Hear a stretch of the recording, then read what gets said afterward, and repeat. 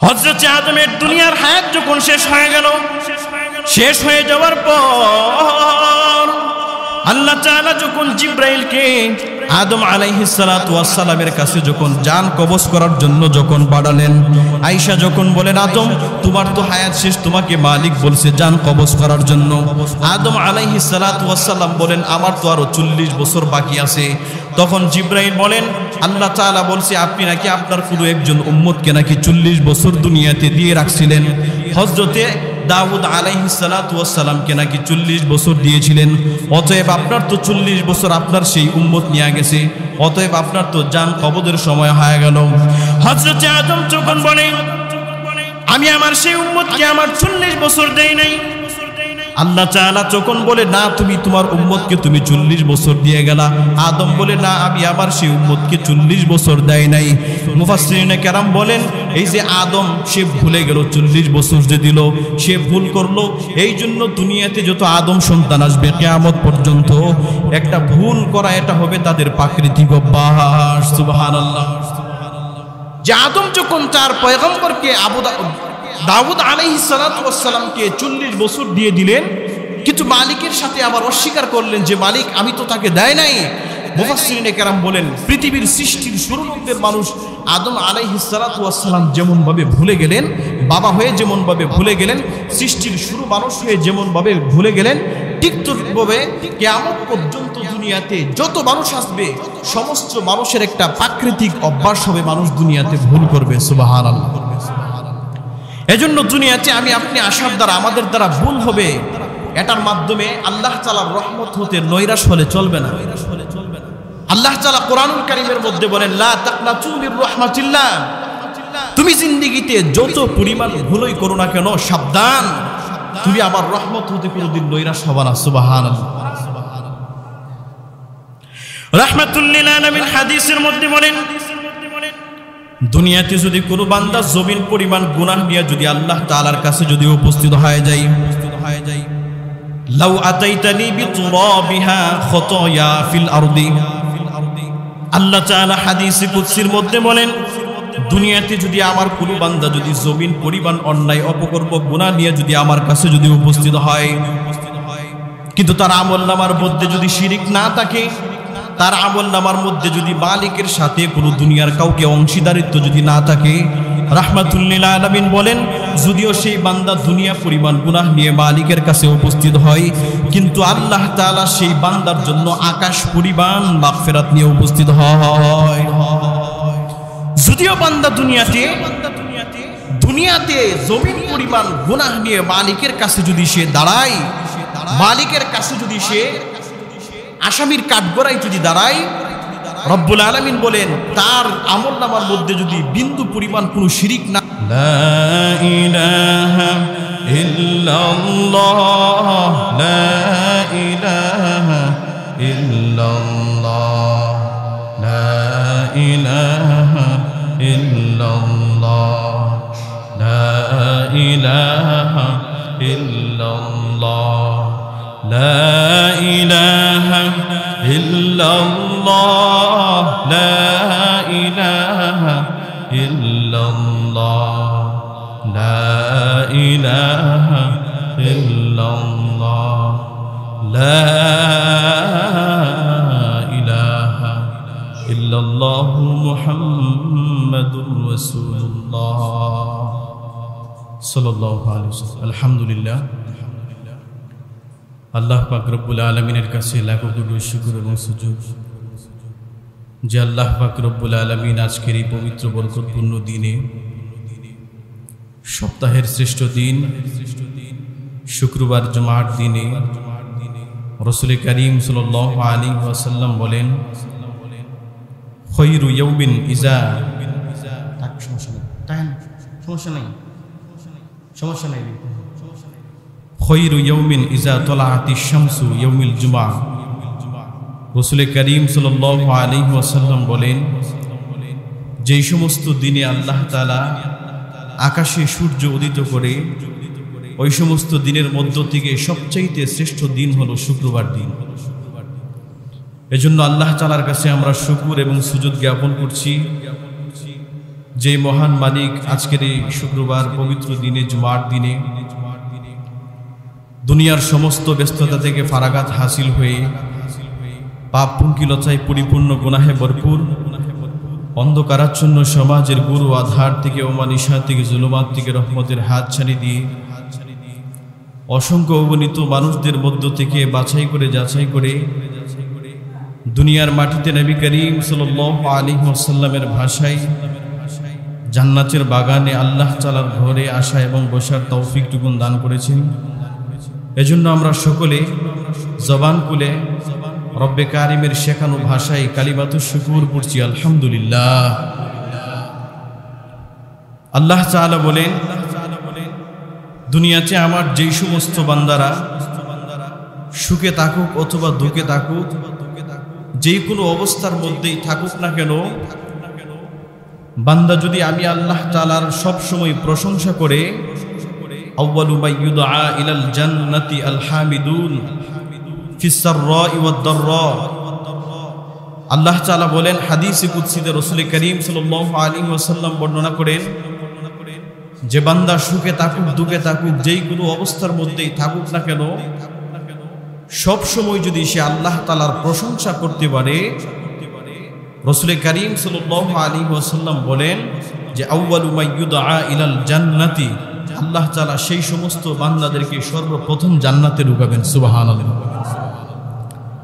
এজন্য সম্মানিত মুসলিম কেরাম, আল্লাহ তাআলা যে আমাদেরকে অসংখ্য অগণিত নিয়ামত দিয়েছেন বিনা চাওয়াতে বিনা দরখাস্তে, মালিক যে স্টেপ বাই স্টেপ আমাদেরকে অসংখ্য অগণিত নিয়ামত দিয়ে রেখেছেন, এগুলো আমাদের কাছে আসার জন্য পাওয়ার জন্য কিন্তু মালিকের কাছে আমাদের কোনো দরখাস্ত করতে হয় নাই। মালিককে কিন্তু বলতে হয় নাই যে মালিক আপনি আমাকে এটা দেন ওটা দেন। বিনা চাওয়াতে বিনা দরখাস্তে আল্লাহ তাআলা আমাদেরকে অসংখ্য অগণিত নিয়ামত দিয়েছেন এবং অল টাইম নিয়ামতের মধ্যেই রেখেছেন। এজন্য আমার আপনার জন্য উচিত হলো আমরা সব সময় আল্লাহ তাআলার প্রশংসা করব। আবারও পড়ছি আলহামদুলিল্লাহ। সম্মানিত মুসল্লিন কেরাম, আমি আপনাদের সম্মুখে কোরআনুল কারীম থেকে সূরাতুজ জুমারের 53 নম্বর আয়াত তিলাওয়াত করলাম। রাসূল করিম সাল্লাল্লাহু আলাইহি ওয়াসাল্লামের অসংখ্য অগণিত হাদিসের অমিয় ভান্ডার থেকে ছোট্ট একখানা হাদিসের টুকরা পাঠ করলাম।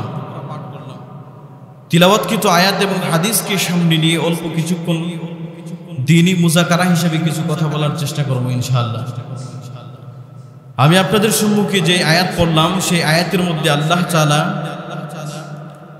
দুনিয়াতে যেই সমস্ত বান্দারা দুনিয়ার মধ্যে আসার পরে মালিক যে বলছে যে দুনিয়াতে যাওয়ার পরে তুমি আমার ইবাদত করো, তুমি আমার দাসত্ব করো, তুমি আমার গোলামি করো, দুনিয়ার অন্য কোনো মানুষের গোলামি চলবে না, একমাত্র একচ্ছত্র রব আমারই গোলামি করতে হবে।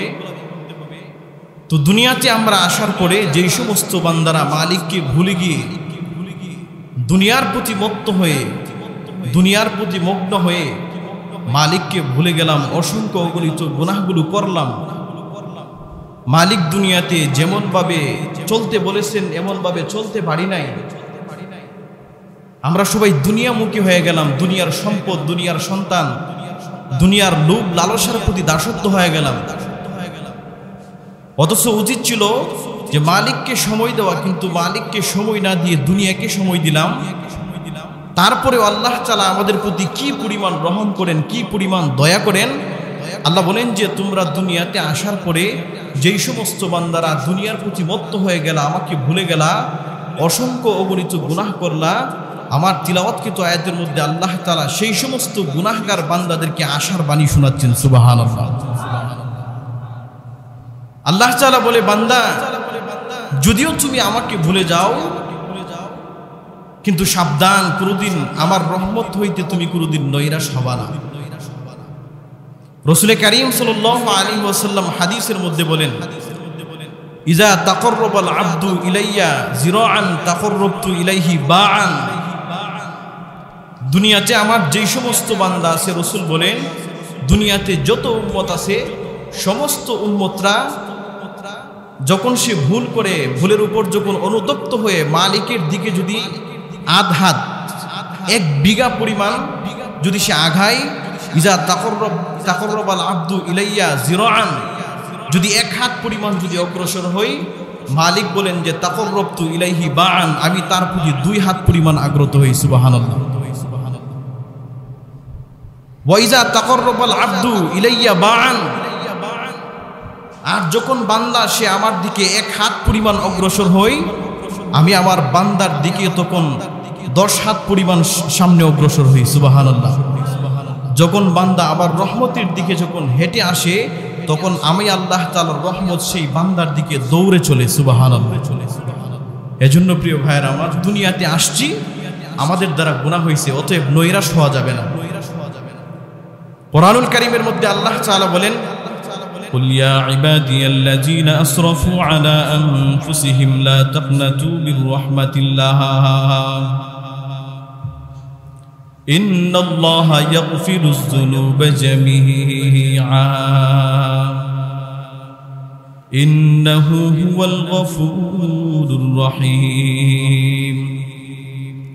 আল্লাহ তাআলা বলেন, হে নবী, আপনি আমার ওই সমস্ত উম্মতদেরকে জানায় দেন, কোন সে উম্মতেরা, যেই সমস্ত উম্মতেরা দুনিয়াতে আসার পরে ইয়া ইবাদিয়াল্লাযীনা আসরাফু আলা আনফুসিহিম, আল্লাহ তাআলা বলেন দুনিয়াতে যেই সমস্ত উম্মতরা আসার পরে দুনিয়াতে তারা নিজেদের উপর জুলুম করলো।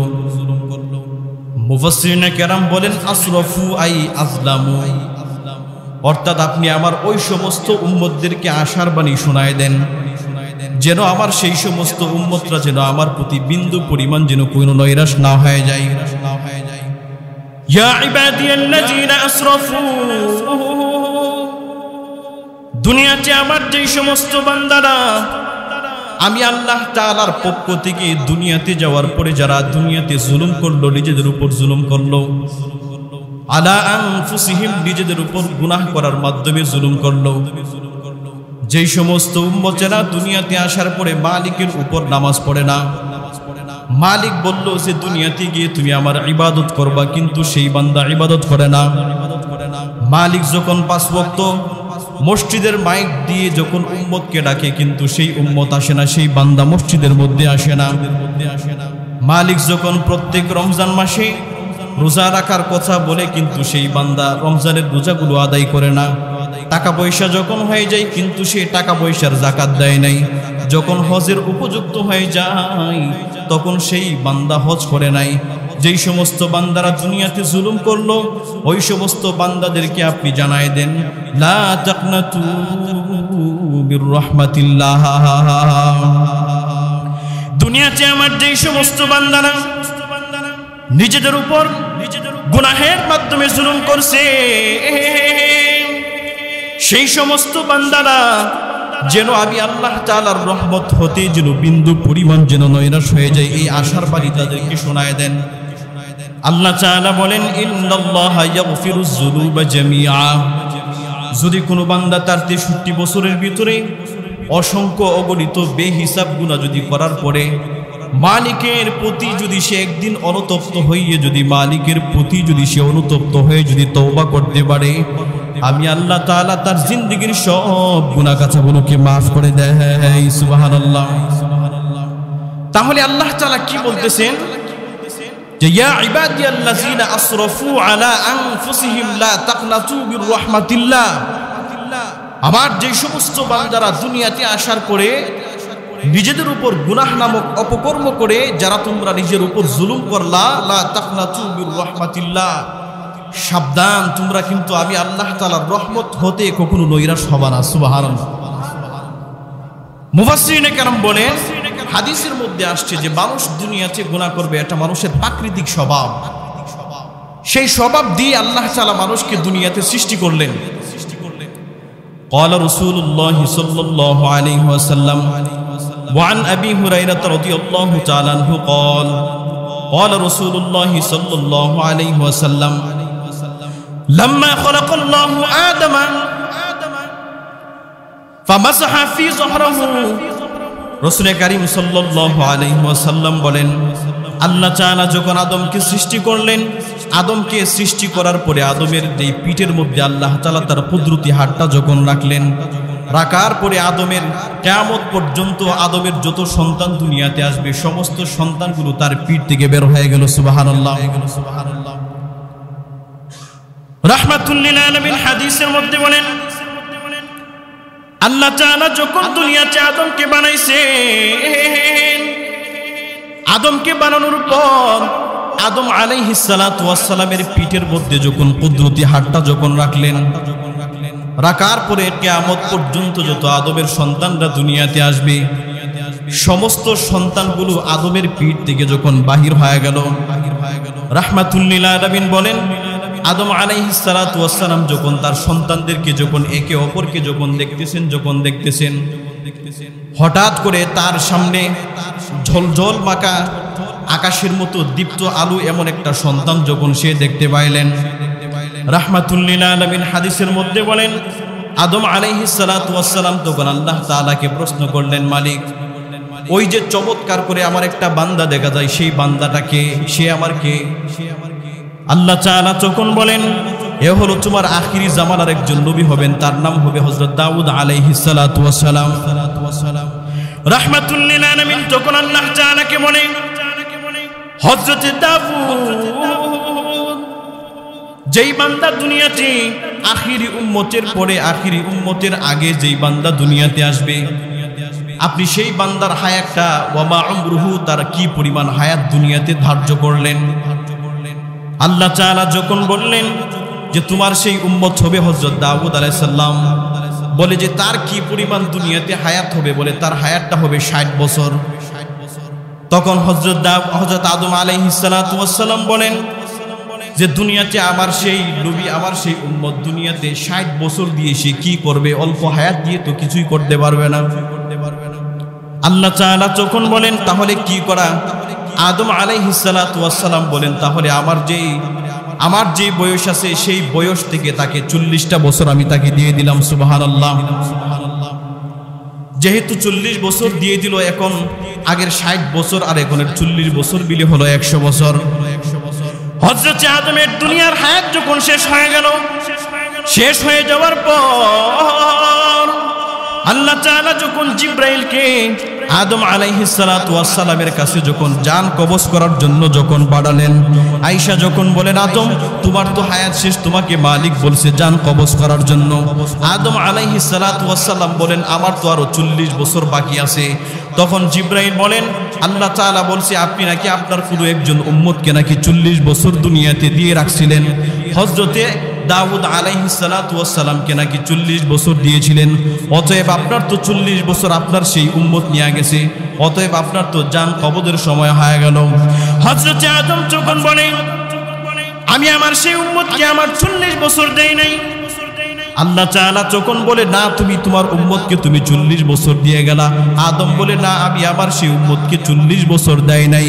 মুফাসসিরিনে কেরাম বলেন, এই যে আদম সে ভুলে গেল, 40 বছর যে দিল সে ভুল করলো, এই জন্য দুনিয়াতে যত আদম সন্তান আসবে কিয়ামত পর্যন্ত একটা ভুল করা এটা হবে তাদের প্রাকৃতিক অভ্যাস। সুবহানাল্লাহ।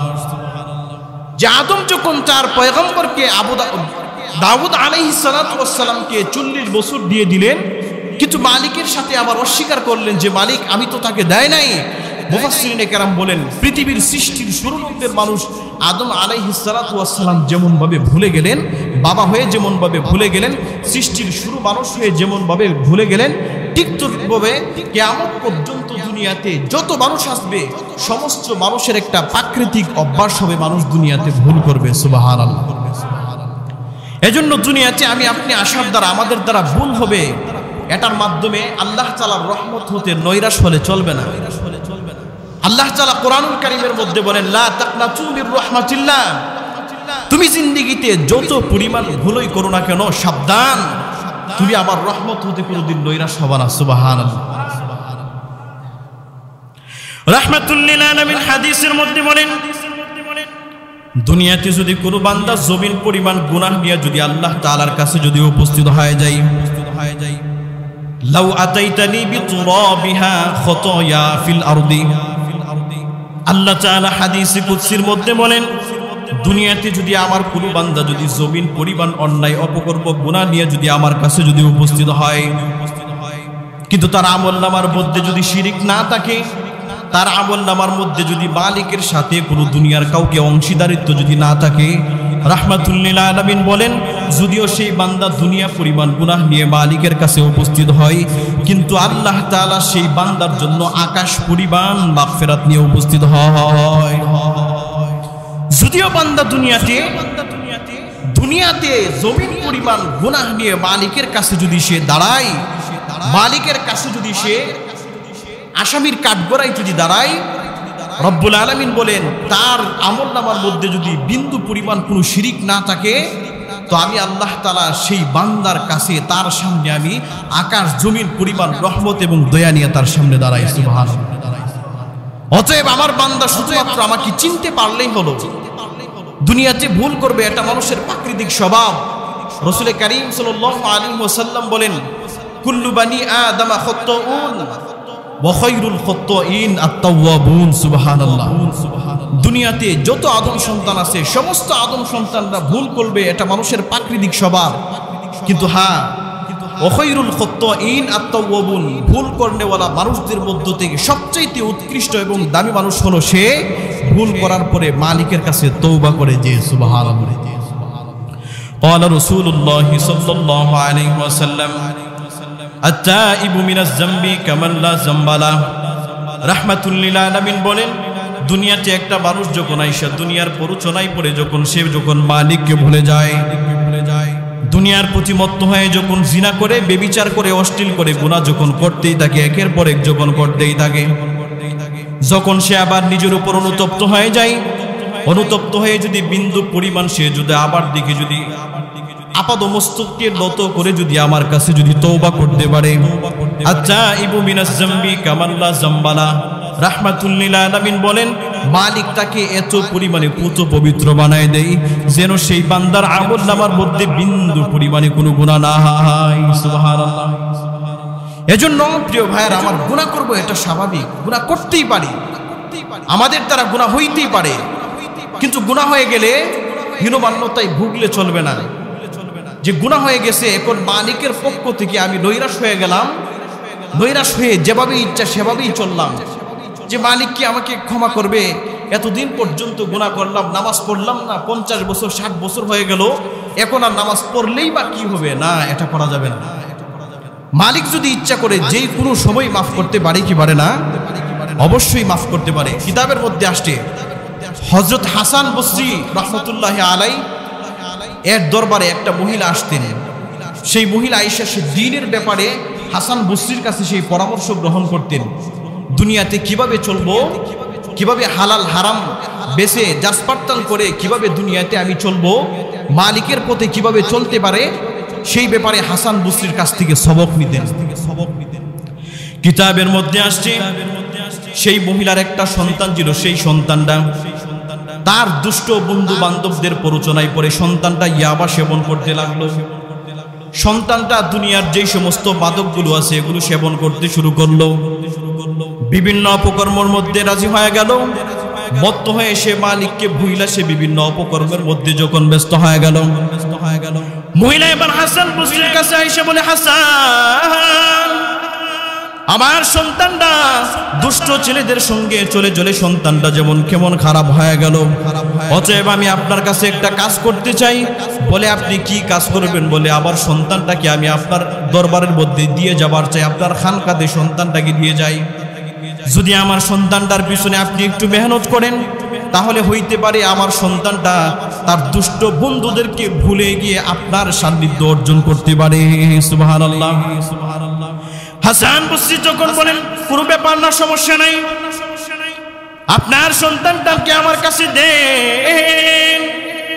হাসান বসরির দরবারে খানকার মধ্যে যখন সন্তানটাকে যখন একদিন, 2 দিন, 3 দিন যখন রাখার পরে হাসান যখন তার পিছনে সময় দেয়, সে কিভাবে দুনিয়াতে ভালো হবে, ভালো সন্তান হবে তার ব্যাপারে ফিকির করে, তার পিছনে মেহনত করে, আমল করে, তার জন্য দোয়া করে।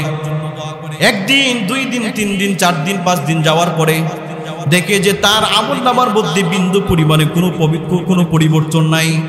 যে সে আগের বাজে অভ্যাস ছিল এই বাজে অভ্যাসগুলো এখন তার মধ্যে রয়ে গেছে, এগুলো ছাড়তে পারে নাই।